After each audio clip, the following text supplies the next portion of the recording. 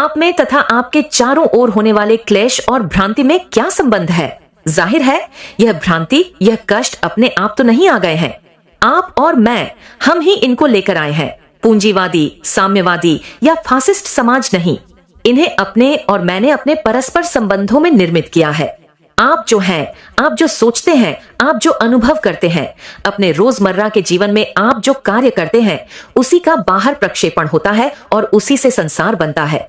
यदि हम अंदर से कंजूस, भ्रमित, अशांत और क्षुब्ध हैं, तो प्रक्षेपण द्वारा वैसा ही संसार, समाज बन जाता है, क्योंकि आपके और मेरे बीच का संबंध ही समाज है।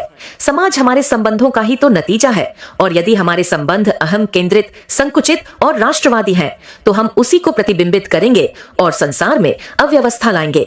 आप जैसे हैं वैसा ही संसार है, अतः आपकी समस्या संसार की समस्या है। अपने संबंधों में इस तथ्य की हम सदा अनदेखी कर देते हैं।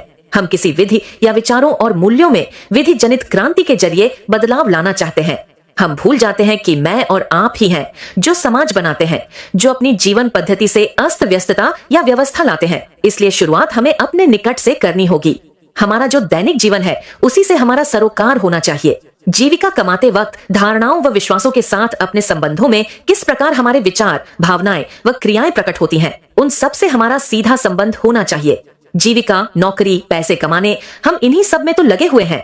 धारणाएं व विश्वास, परिवार व पड़ोसियों के साथ हमारे रिश्ते, ये हैं हमारी दिलचस्पी के विषय। अब यदि हम अपने व्यवसाय की बारीकी से परीक्षा करें तो पाएंगे कि वह मूलतः ईर्ष्या पर आधारित है। यह मात्र जीविकोपार्जन का मामला नहीं है। समाज इस प्रकार से रचा गया है कि वह एक अंतहीन द्वंद्व की निरंतर कुछ बनने की कोशिश भर रह गया है। यह लोभ पर, ईर्ष्या पर, हमसे जो आगे है उसके प्रति जलन पर आधारित है। एक क्लर्क मैनेजर बनना चाहता है, यानी उसका वास्ता सिर्फ जीविका कमाने या निर्वाह के साधन जुटाने से ही नहीं है। यदि हम अपने व्यवसाय की बारीकी से परीक्षा करें तो पाएंगे कि वह मूलतः ईर्ष्या पर आधारित है। यह मात्र जीविकोपार्जन का मामला नहीं है।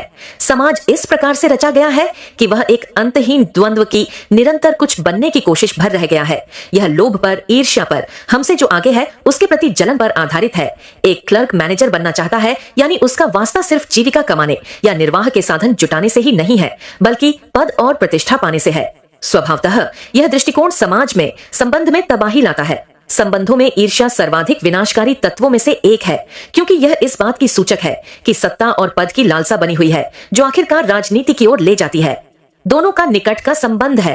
वह क्लर्क जो मैनेजर बनना चाहता है, सत्ता लोलुप राजनीति का एक कारण बन जाता है जो युद्ध को जन्म देती है।